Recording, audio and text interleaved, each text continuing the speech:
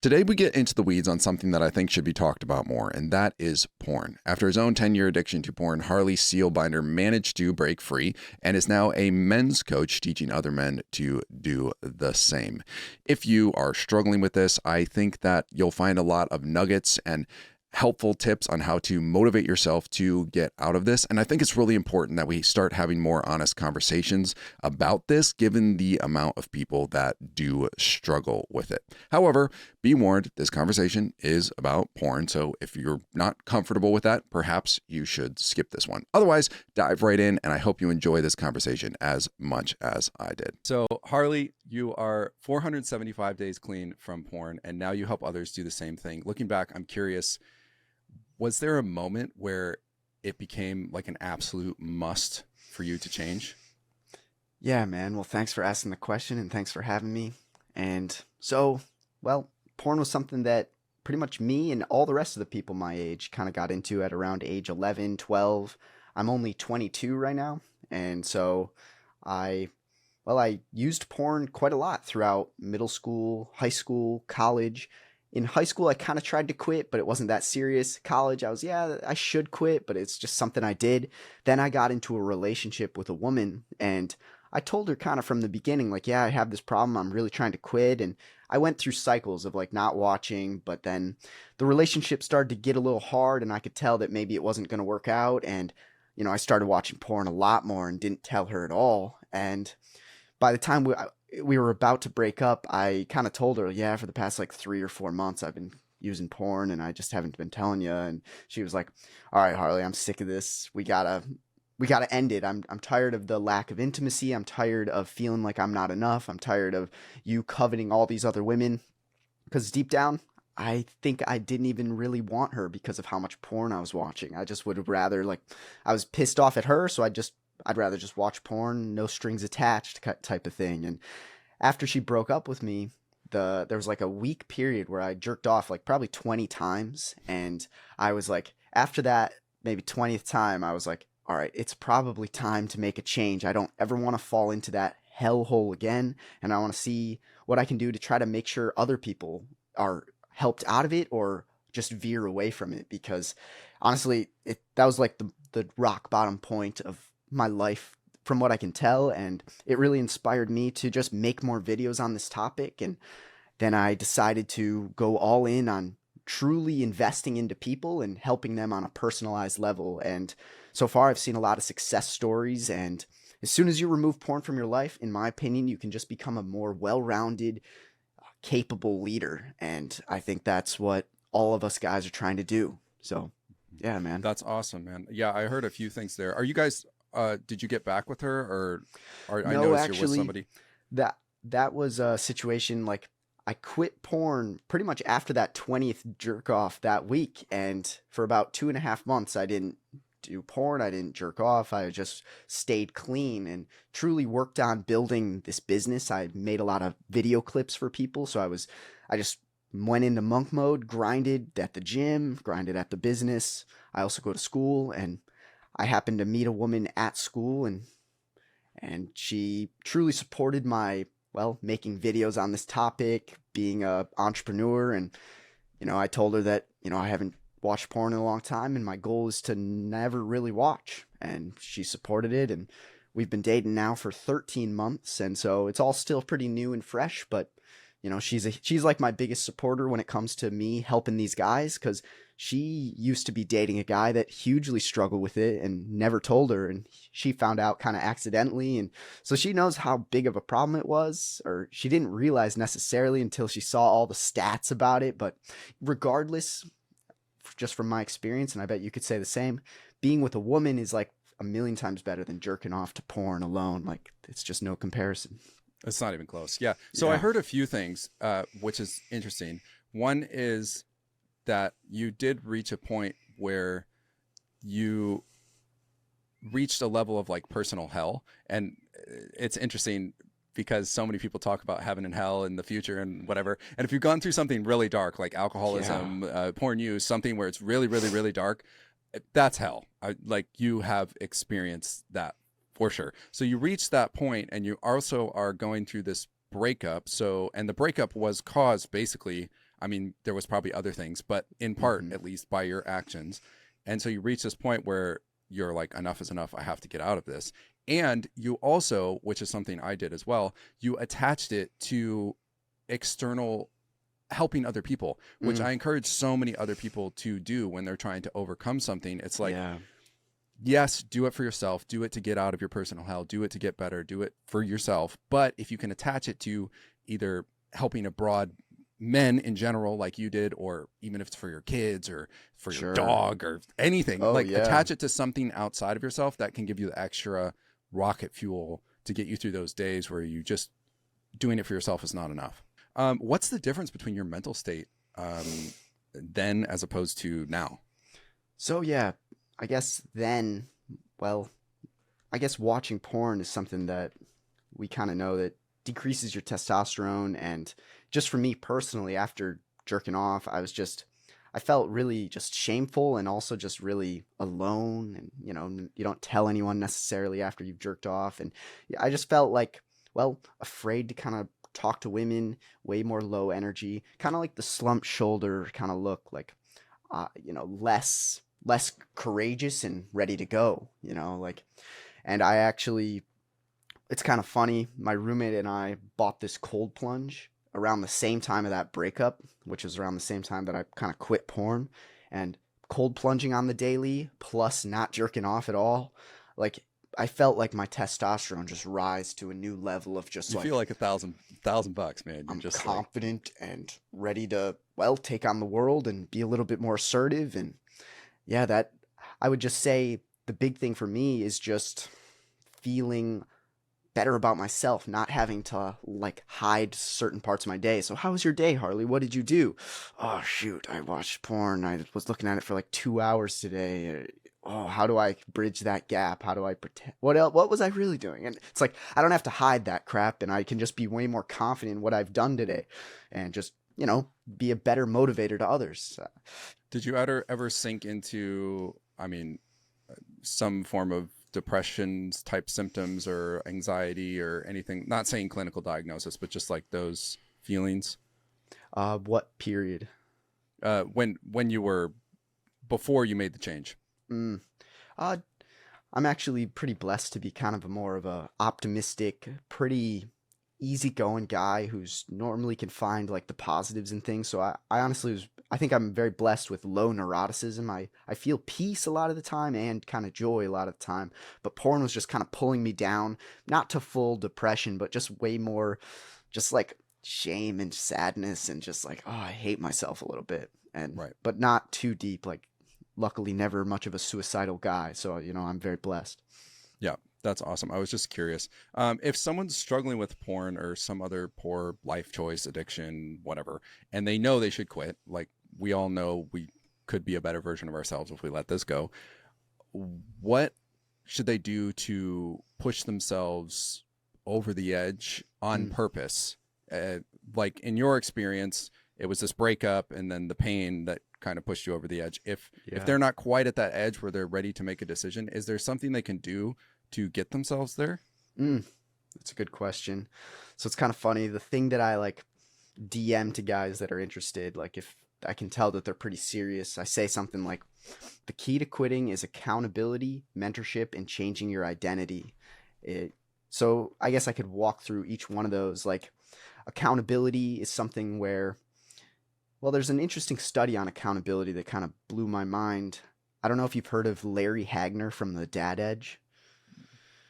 Yeah, he's a guy you could potentially look up and actually interview. He's pretty open to interviewing, even though he's kind of famous. And he showed me this study where, let's say you have a goal, and let's say your goal is, we could just say quitting porn. Oh, my goal is quitting porn. But if you just keep it in your own mind and just pretty much tell yourself, you might have like a 10 or 15% chance of reaching it. If you plan out how you're going to do it, maybe 20%. You plan out when you're actually going to implement those steps, maybe 35. If you tell someone about your plan, when you're going to do it, how you're going to do it, you might get like 60 something percent chance of reaching it. But this is where it truly makes a big shift. if you commit to that person to meet with them every single week on that goal, and they're going to hold you accountable to your goal, you have like a 95% chance of reaching it.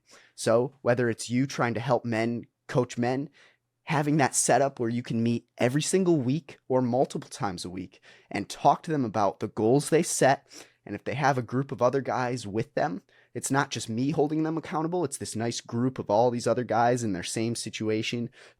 They're all hoping, rooting for each other, looking up to each other, etc.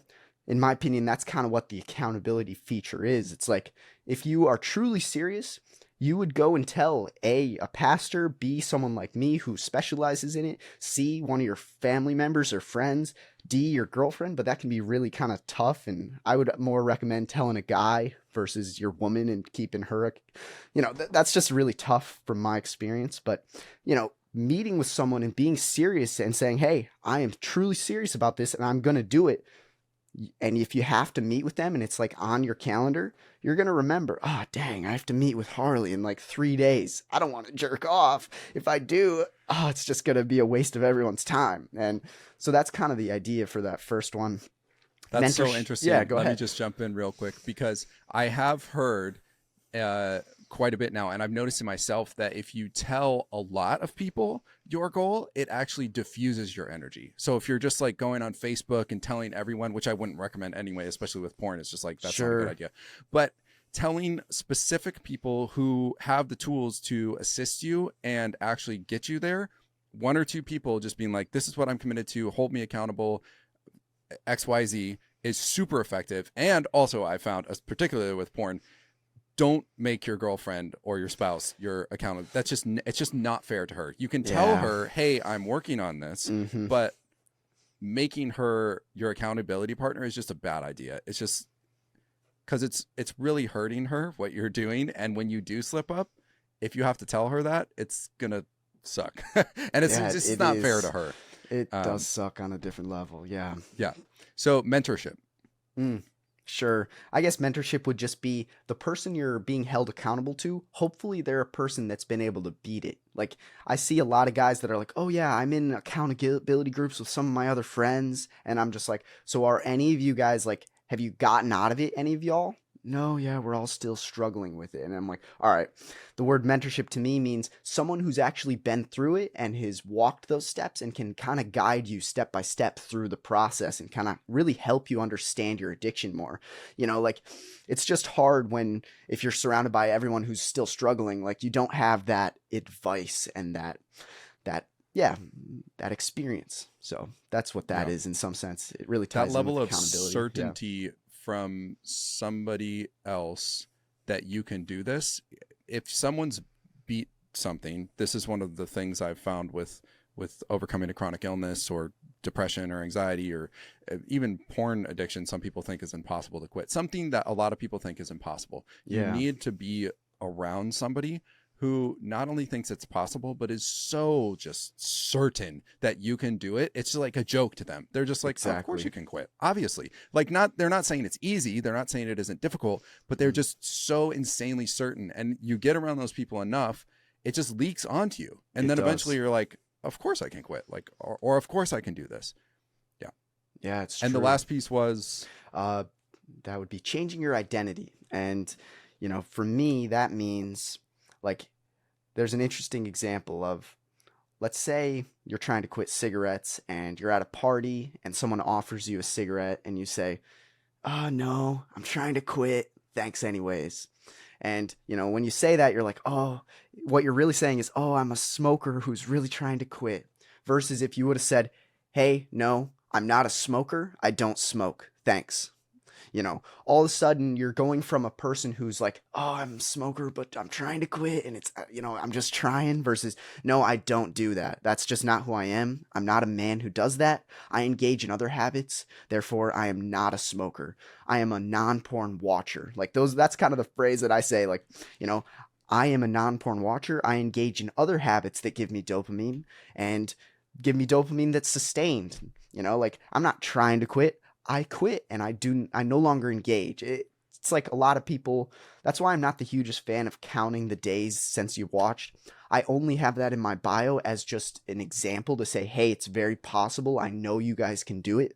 It's not like focus on the days because, oh, I've been trying to quit. I'm on day 29. It's like, no, I haven't watched in a while and I'm a person who doesn't watch anymore. It's like, I don't know, like it's a little shift, but for me, it was a big shift. Like it really impacted me. I think it's a gigantic shift. Yeah. Yeah.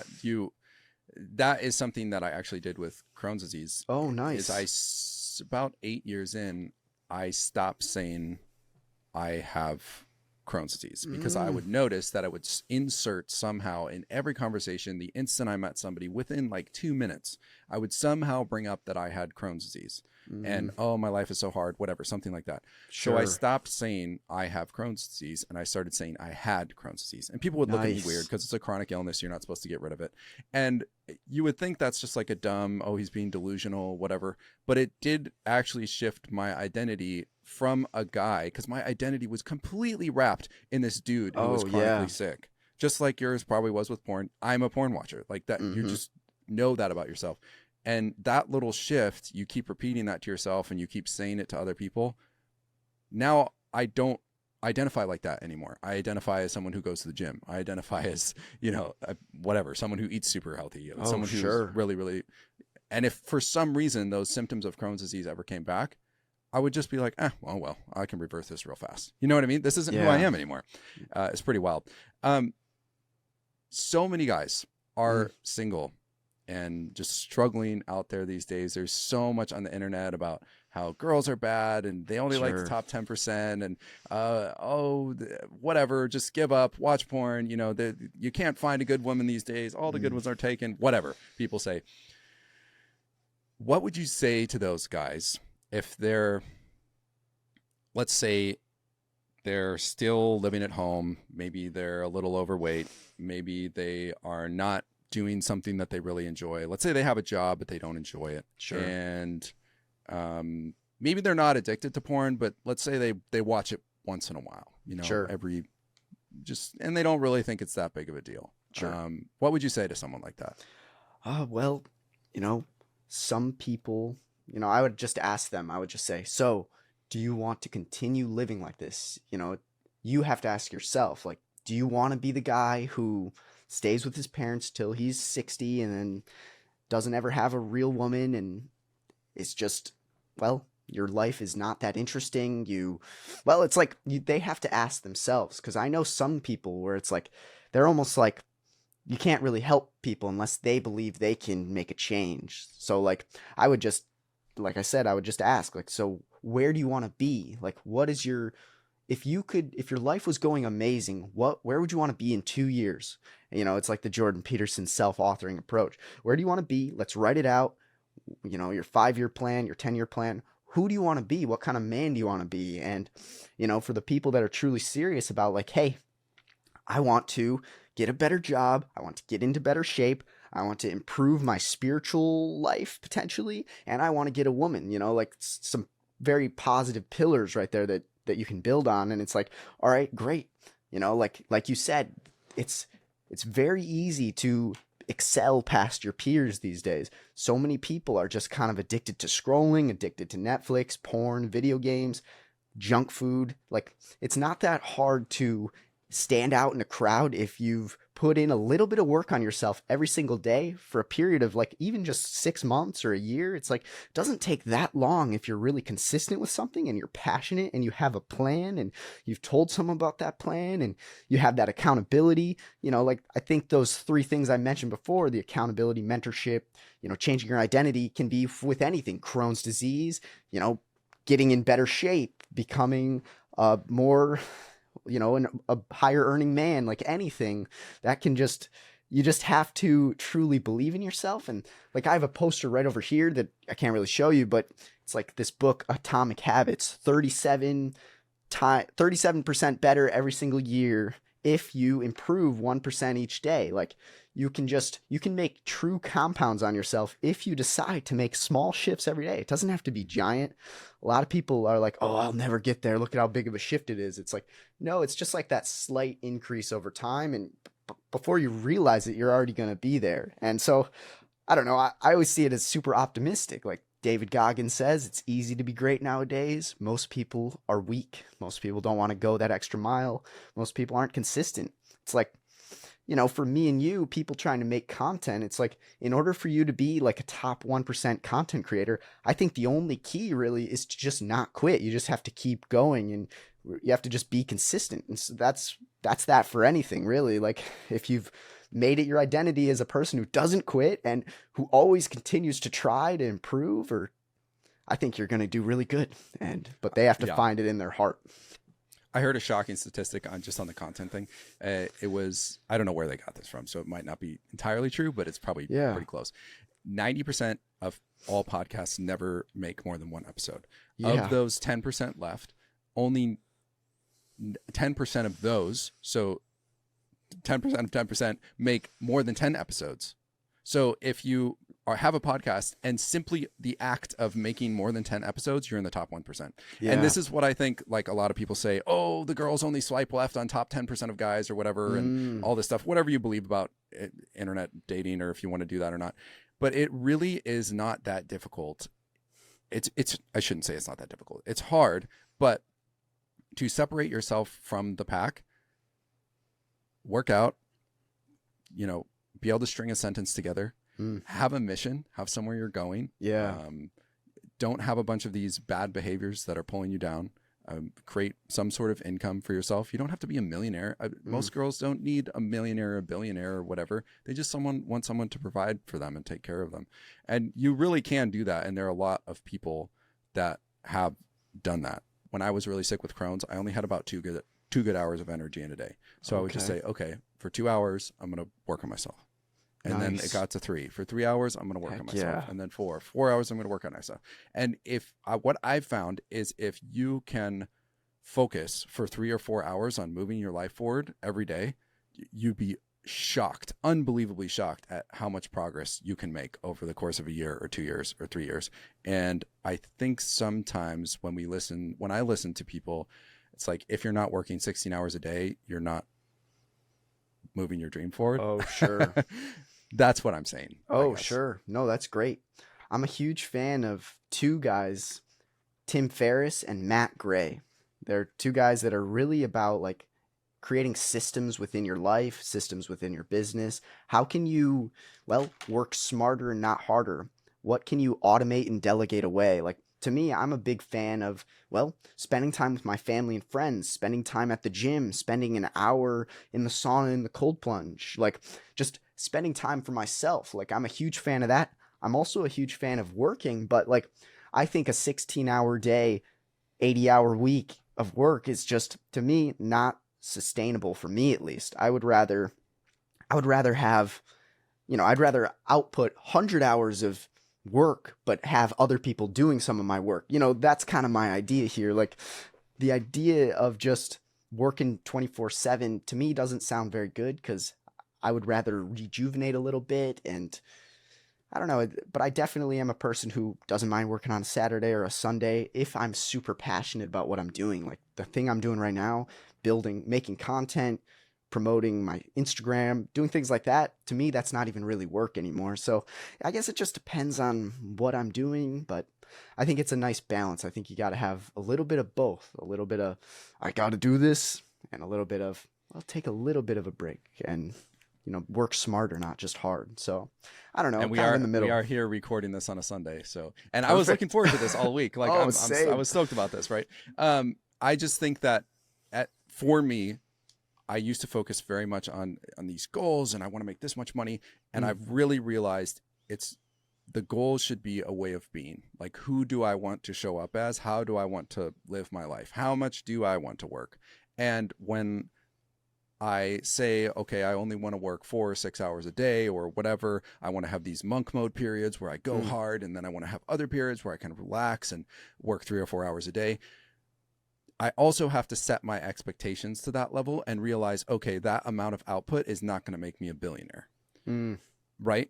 But I don't want to be a billionaire. I don't care about being a billionaire. I would much rather hang out with my friends and play volleyball and dance and do all these other things that I enjoy. And at the same time, do podcasts and do all this other stuff, which Heck yeah. I believe you can do as long as your ability to focus for periods of time is there. So I guess that's just my encouragement, Oh because yeah. sometimes I feel like it can get so overwhelming in the beginning. Like people, I've been a trainer for 10 years, and people come to me and they're like, I want to lose weight. How many, I haven't been working out. I'm going to work out 7 days a week for 2 hours a day, and I'm going to Yeah. only eat lettuce. And it's like, bro, you don't need, first of all, that is a horrible idea. You're going to burn yourself out in like a week. Second of all, you don't need to do that. I know Yeah. some Instagrammers say that, but you just don't. You don't. No, it's 4 days a true. week is fine. It's okay. I heard a quote on Chris Williamson's podcast. I don't know if you've Yeah, listened that's to a him. good I've one. just been digging into it lately. He's He good. said male depression is treated like female depression. Men are made to feel loved and accepted when all they want is to feel capable and powerful. And I think he was actually quoting someone else, but I don't remember who it was. Yeah. How much difference do you feel it makes for a man to have a mission? And also, do you think having a mission makes you more attractive to women? Yeah, there's this book called Love and Respect. Like, women love to be loved, men love to be respected. And, you know, I don't think you can truly be respected as a man if you don't respect yourself, if you don't respect your mission, your trajectory, if you're not proud of where you're going, if you're not confident in your abilities, confident in your, you know, path. And I think when a woman sees a guy who's like, man, he's a little crazy, like, you know, he's so passionate about this goal, like, even though it sounds a little crazy and a little odd and a little unique, it's like, this is awesome. I love supporting him, because it's like, it's way better than being with a guy who's just like, I'm not motivated about anything. Life sucks. It's like, no woman really wants that. And yeah, I totally agree. Like, if you don't have a mission, I think everyone deep down can find a mission. Like, I'm a big fan of this guy named Soul of Jarrett. I don't know if you've heard of him. He's been on my podcast like 2 years ago when I was doing the podcast. And he was like, if you don't know, if you can't figure out your passion, find your biggest pain and make that your passion. And I was like, And it like resonated with me for like a year. And then all of a sudden I had like a dream, and I was like, man, my biggest pain is porn. Oh, Jarrett, you're right. I need to make it my passion, you know? And I was like, dang, you know, and I don't know if that strategy is always the greatest for everyone, but like every single guy has something that they're passionate about. And when the internet is open, like even if your passion is video games, it's like, bro, if you are consistent, like you can make something out of it. Like a woman's going to find it attractive that you have a mission. And so it's like, I try to like inspire guys to like not settle on their goals. Like if they're working a job they don't like, but they are really passionate about X or Y, it's like, you know, spend an hour each night or even 30 minutes just working on how you're going to make this into something. Like, you know, every single guy has that ability, and, you know, I think it will just increase your probability of finding a woman. Like, you know, you'll just separate yourself from the pack, as you keep saying. Yeah, it's really, really possible.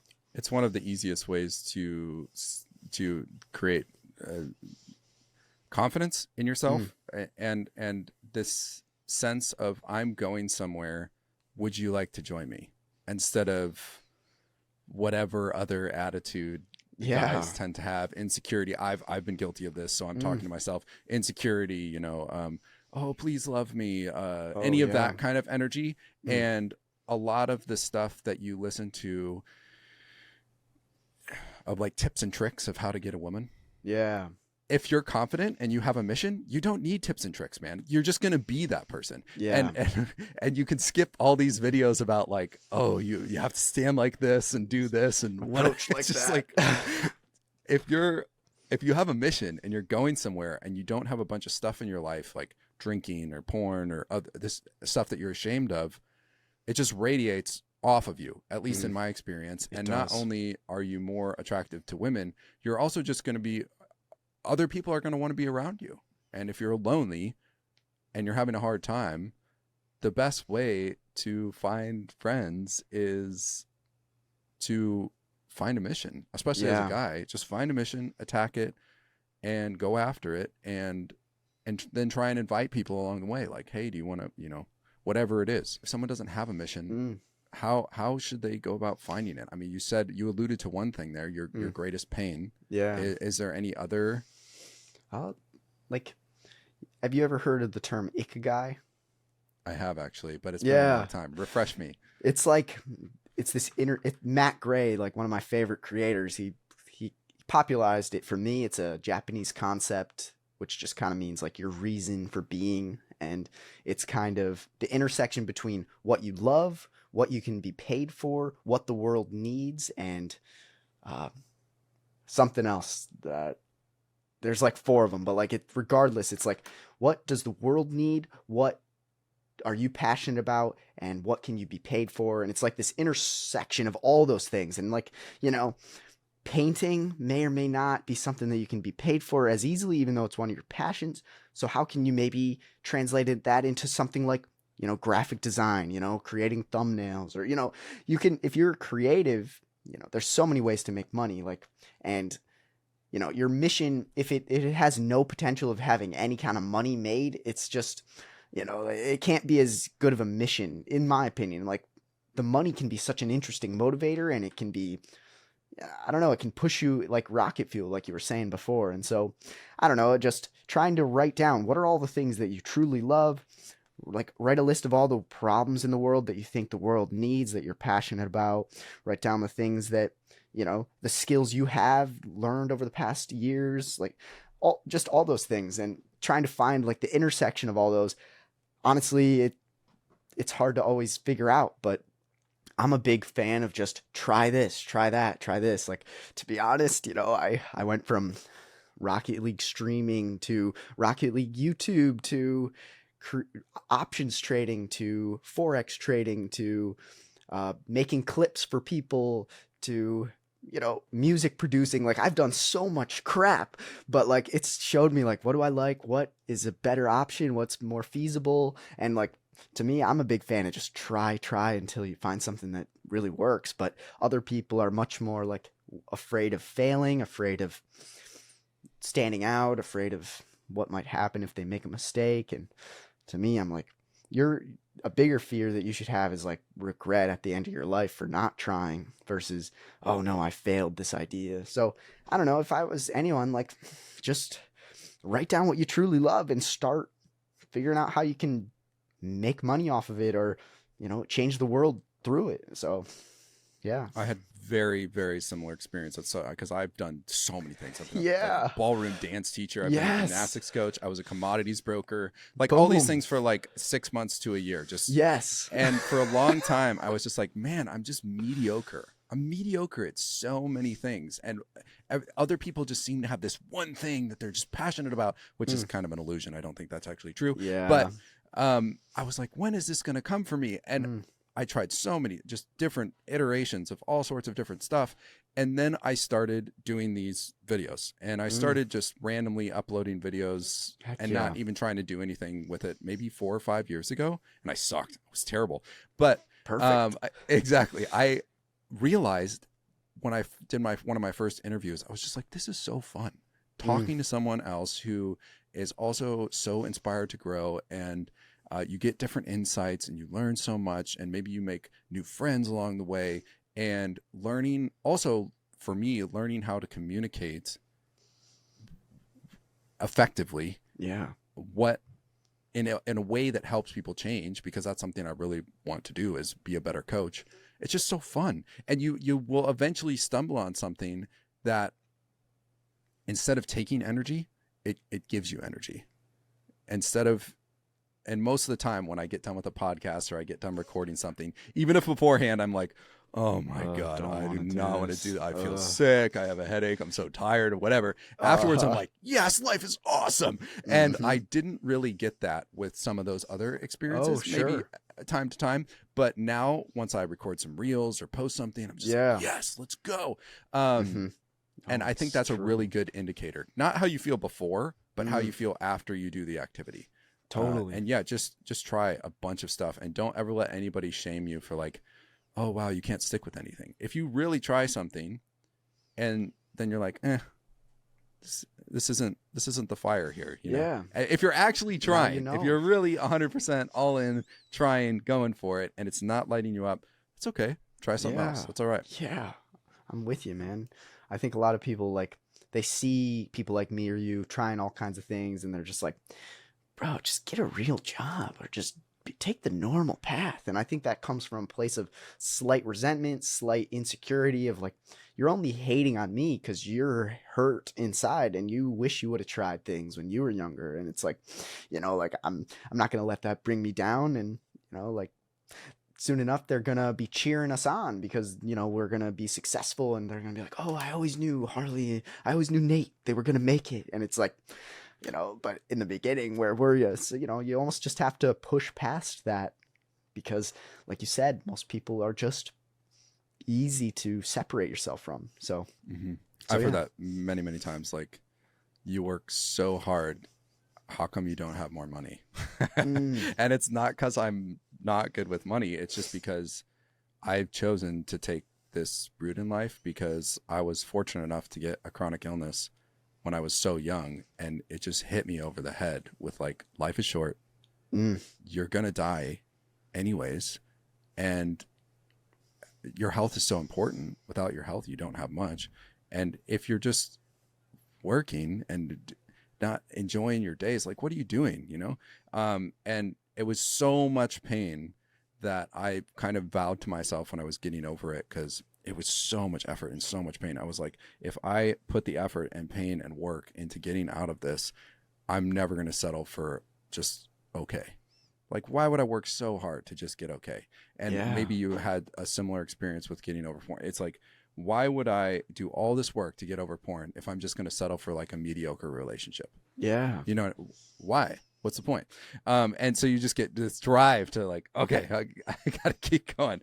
What does quitting porn have to do with self-improvement? Because some people are going to be like, I don't understand, man. I don't see what the problem is. Yeah, like the mantra that not the mantra, just this phrase of quit porn so you can live your dream life. That's kind of just true for me. Like when I did the podcast, and I still do it, but it's mainly kind of quitting porn related at the moment. I might broaden out again, but the 3 pillars I always were discussing, or I'd interview people on, where the first pillar would be kind of like philosophy, religion, relationships, character. Second pillar, health and fitness, living a healthy life, increasing your health span, etc. Thirdly would be just financial literacy. And, I think if you have strong relational foundations or religious foundations, you have strong health and fitness foundations, and you have strong, finance foundations, I think that's great. But I think once you remove porn, you can just build on each one of those 3 in such a more effective manner, with way more energy, with way less like dopamine crashes and lack of drive. Like, the science of porn is pretty crazy. Like, it's 5 minutes of pleasure for 72 hours of just feeling low dopamine and just like, low motivation. Like just, and so it's like, if you remove that, like, and it's not just porn. To me, it's like eating food that makes you feel like absolute trash, or, not getting enough sleep, or any of those things that like leave you feeling so low.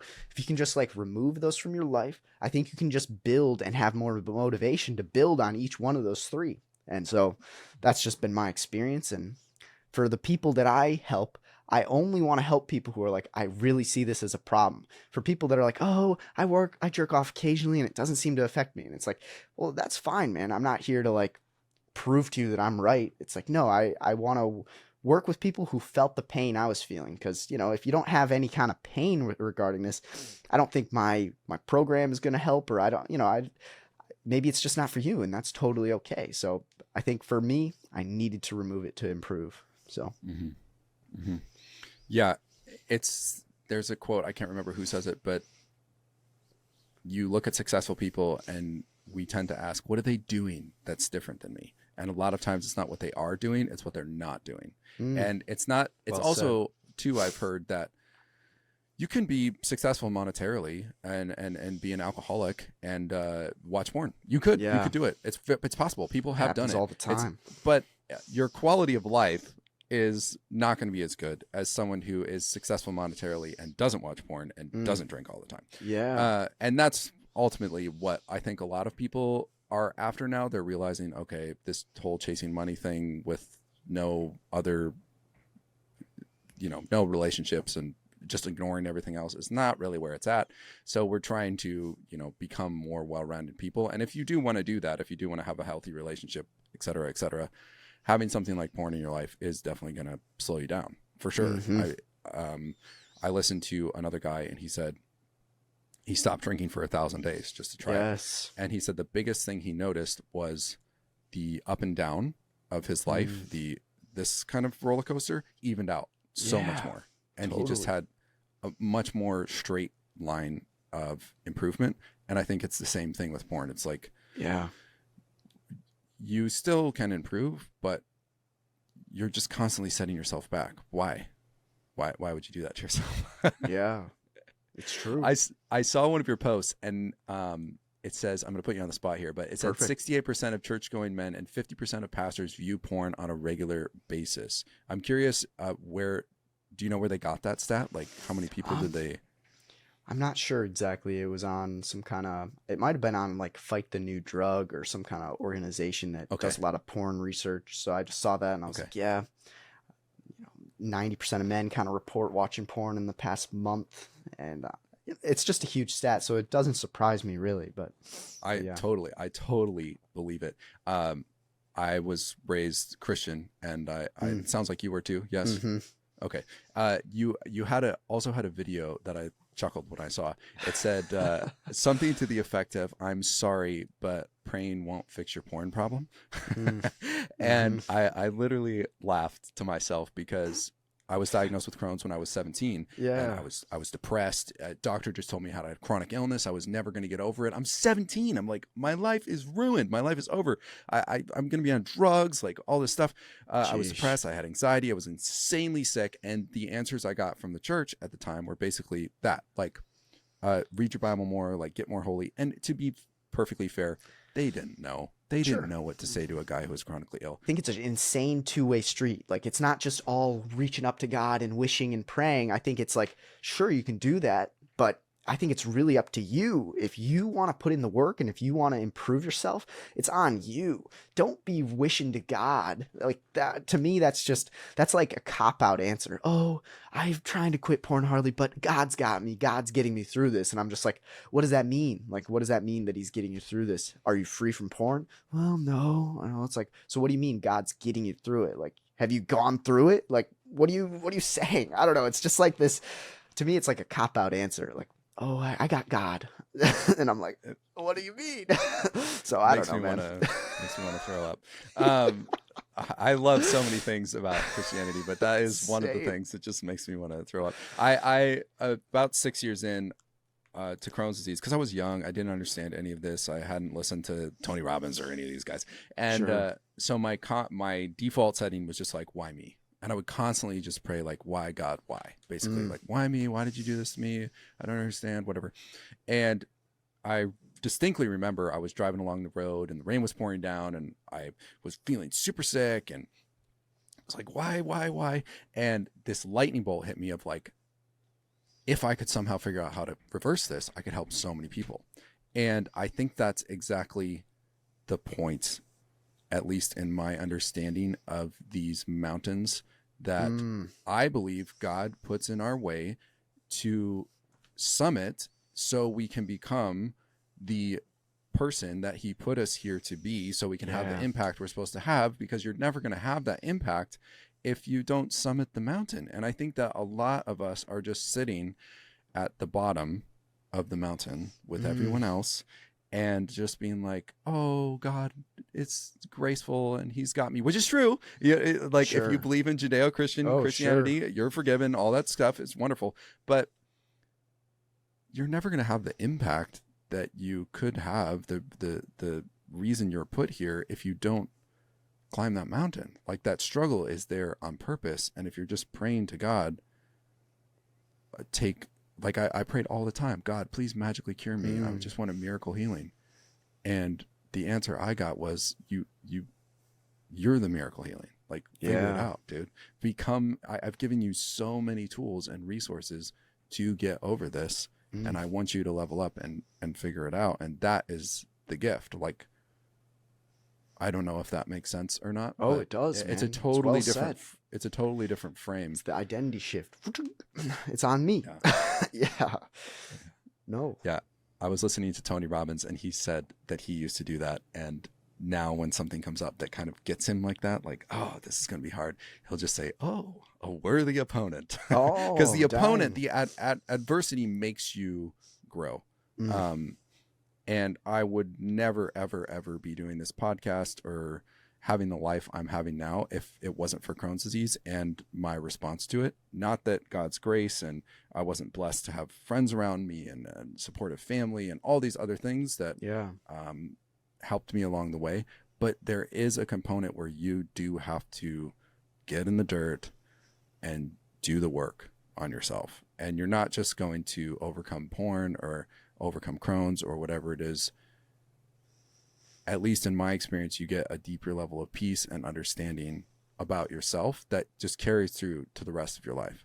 What does your road away from porn program entail? Like, what's it about? Tell me.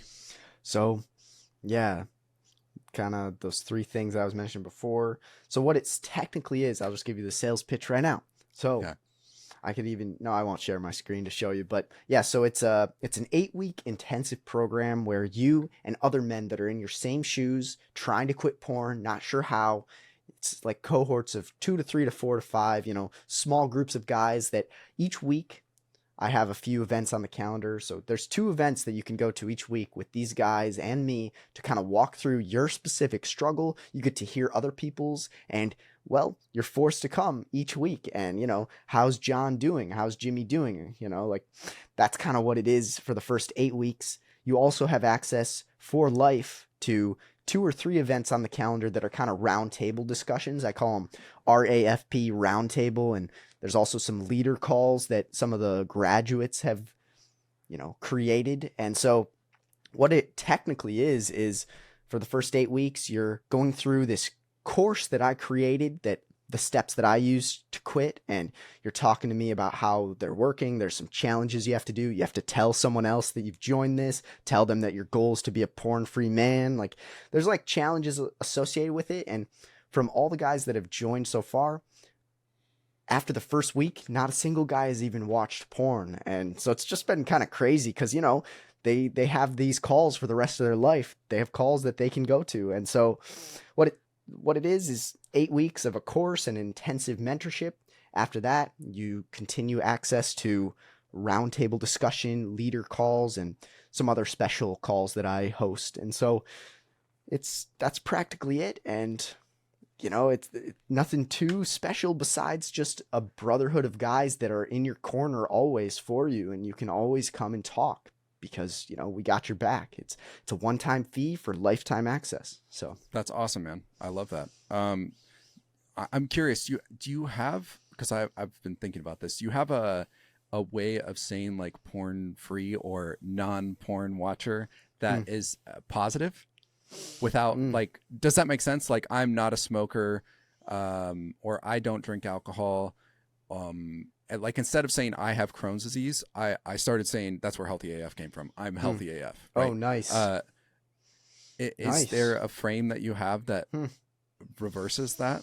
I'm clean, I guess would be a phrase I use. I haven't like tagged a positive phrase, which is actually a really good idea. I need to start brainstorming.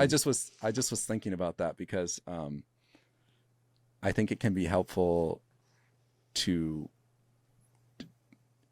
like saying I'm a non-porn, like I don't have Crohn's, I need whatever is good. But if you can completely flip it to the opposite of whatever that looks like I don't know, I'm master of my sexuality, or I don't know, something something like that would be interesting. Yeah, that's good.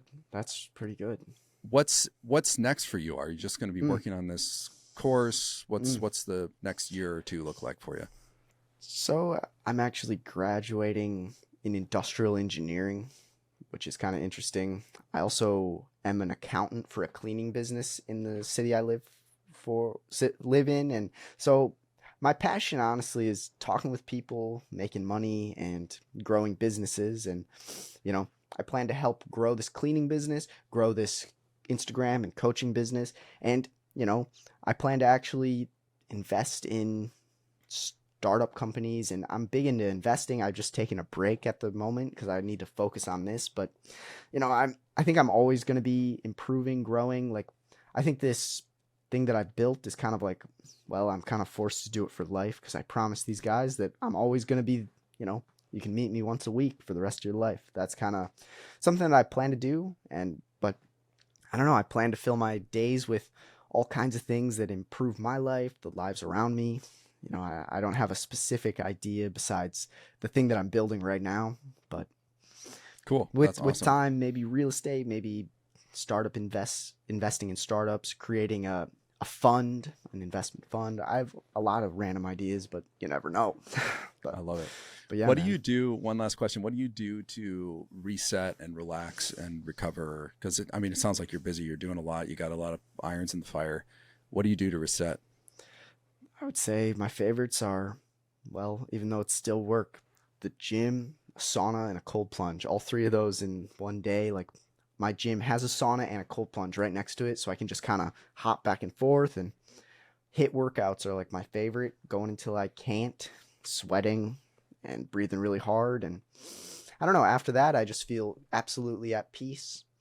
I guess hanging out with my girlfriend, going to dinner with some friends, those are some things that can help me relax. And I play Rocket League with my brother. That's actually a really fun little unwinder for me. But yeah, those are the mains, I'd say. But yeah, I'm curious. I know I said last question, but you're obviously a kind of a obsessive, hard driving personality type of person. What has been your experience with video games? Have you had times where you've played too much? Are you able to regulate it well now? Great question, man. Like, back in the day when I thought like Rocket League was literally my favorite thing, I was like a junior in high school and I was like, oh, I love this. But then I was like, man, I can't just play video games. I got to try to make money. And so I actually streamed for like 5 months. I made a little bit of money, and then I made a YouTube channel about it. And then I was realizing like, I want to make a bigger impact than just a guy who plays video games. And so then I helped this cleaning business grow. Like, that's been a big passion of mine. And then I started this podcast, and I've realized like it's nice when I have like a lot of other missions or some missions that I'm on. Then like the video game isn't the main mission. It's just kind of like a bonus little mission I can engage in, once or twice a week with my brother for 30 minutes. Like it's something small, but I really think it can be a deadly thing, video games. But if you have a lot of other missions that are big, I don't think it's too big of a problem, but that's just my opinion. I'm curious what about you. The way to stop playing video games, if you have a big problem with it, is not necessarily to try and just cut yourself off, but to create mission in your life outside of video games. Exactly. Kind of like what we were talking about before. Yeah. Yeah. I mean, that's been my same experience. I was like top 1% in the world on World of Warcraft with my brother. Just wake up, video games, eat video games, go to bed, video games, just all through high school. And I was really sick too. So it was just like a big thing for me, a big coping mechanism. Sure. And I do still really enjoy it, but it has at times been like, is this something I need to remove from my life? And I have found exactly what you just said, is that if I'm on a mission and I'm going somewhere, it's fairly easy to regulate. But if I'm not, when I'm not excited about a podcast or whatever, then I just will play video games. Way too much. True. way true, too much. Man. I agree. Yeah, it's actually, that's been a way to help me kind of remove a lot of negative things in my life, is like not watching porn or doing all that stuff. Instead of focusing on not doing it, focusing on, well, I really, really want an amazing relationship. Yeah. And this is getting in the way of my amazing relationship. So I'm just going to focus all my energy on the amazing relationship. It's just the same thing as getting out of Crohn's. Instead of trying to get out of Crohn's, it's like, what are healthy people doing? Let me do more of that. Nice. Maybe that's just the positive side of me, because it's really hard for me to focus on the negative. I go downhill real fast. Totally. But I think it might be a more powerful tool than just always, like, you want to get away from the bad stuff. Like, don't play too many video games, but if you can attach it to especially with quitting porn, man, if you can attach that to like, I want an awesome relationship with someone I find incredibly beautiful and attractive and, you know, stimulating and wonderful, and this is getting in the way, at least for me, that is a huge driver. Like that is going to stop you in your tracks. Big one. Yeah, exactly. Yeah. Awesome, man. Thanks so much for being on. I really appreciate your time. Where can people follow you? Where are you most active? I would say Instagram, Road Away from Porn is probably the biggest. I have a separate account, Harley Seelbinder, that's been like for my podcast, but I don't really post there. But YouTube and Instagram, Harley Seelbinder, Road Away from Porn, you'll find me. And yeah, man. And I really want to just take the time to thank you, because as a person who was doing podcasts, like, you are really good at it, man. I really think you ask great questions. You do great research. You add a lot of great feedback to my responses. It was beautiful meeting you, and I would love to meet you in person someday. Like, I can totally tell that you have great energy resonating from you, and it was a true pleasure to come on. Like, I'm down to do it again sometime, or, you know, whenever you want. So thanks man. And I can tell you're a healthy AF guy, like, great energy resonating, man. So thanks. I'm trying. Thank you. And thank you so much for being on.